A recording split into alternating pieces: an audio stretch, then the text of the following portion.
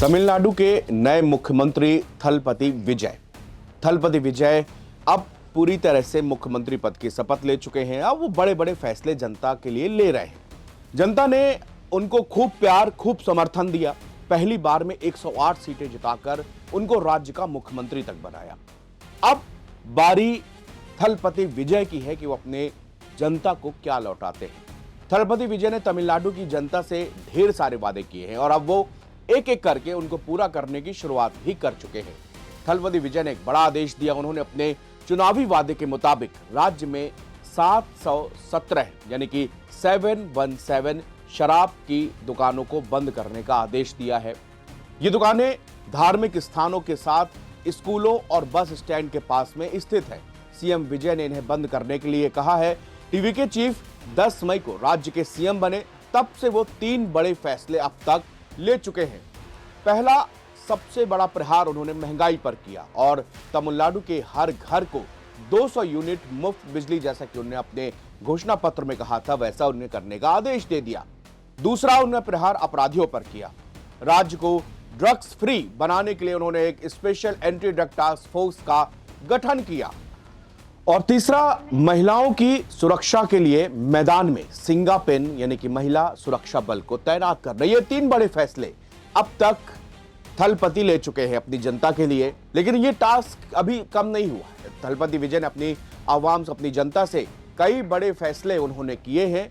तमिलनाडु में अपने चुनाव चिन्ह की तरह ही विसल क्रांति के से चर्चा पे आई टीवीके ने एंटी ड्रग प्रोटेक्शन जोन रखने का वादा किया था।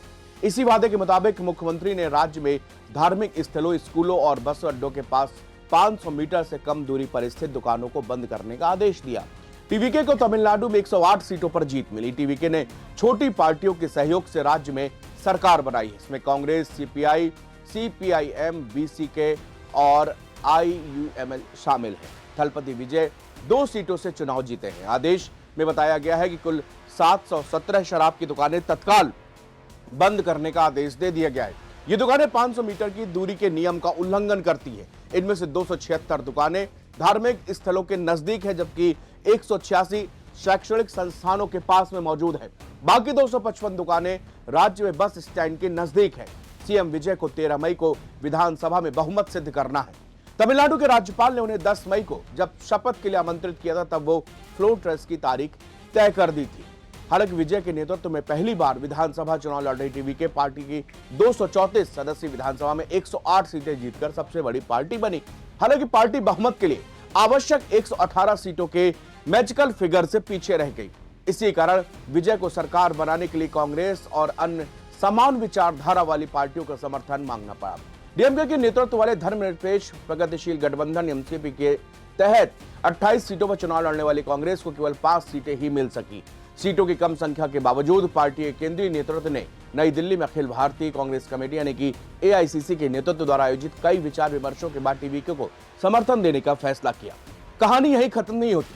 कहानी थलपति विजय ने जो अपने चुनावी वादे किए हैं उनको पूरा करने में कांटों तले पसीना आ रहा है। दरअसल उन्होंने कुछ ऐसे वादे भी किए हैं अपने देश की, अपने स्टेट की जनता से, जिनको पूरा करना थलपति विजय के लिए कहीं मुसीबत का सबब भी बनता जा रहा है। उन्होंने 8 ग्राम सोना देने की बात कही है। उन्होंने बेरोजगारों को 4000 रुपए भत्ता देने के लिए कहा है। उन्होंने महिलाओं को भी डायरेक्ट कैश ट्रांसफर करने की बात कही है। हालांकि तमिलनाडु पर खुद 10 लाख करोड़ का कर्जा है।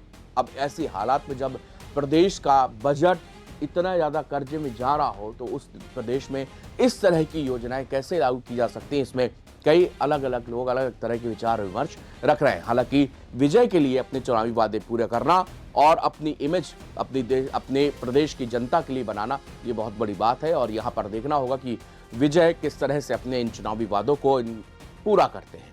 शुक्रिया।